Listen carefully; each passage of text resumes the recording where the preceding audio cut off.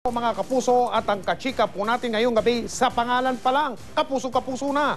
Sa kaunang-unahang pagkakataon sa 24 oras, say Heart, Evangelista, Heart. Chika Minute! Thanks, Mike.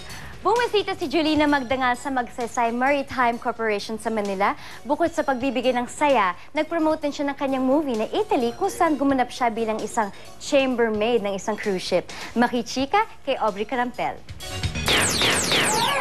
Bahagyang nabulabog ang mga aplikante at empleyado ng Magsaysay Maritime Corporation sa Maynila nang mag-surprise visit si Julina Magdangal. Naroon si Julina para magbigay saya sa mga Pilipinong seaman at ship crew.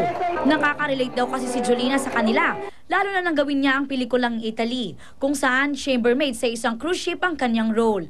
Dahil dito sa movie na to, parang mas lalo pa ako naging down to earth.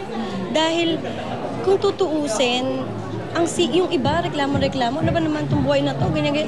Pero kung magsisipag ka lang talaga, katulad ng mga ginawa ng mga OFW dun sa cruise, malaki yung makukuha mo eh.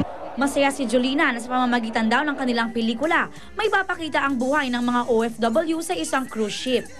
Natuwa rin naman ang mga empleyado ng Maritime Company sa pagbisita ni Jolens. Actually, it's a great culmination for the event that she came to honor us and to sing to us.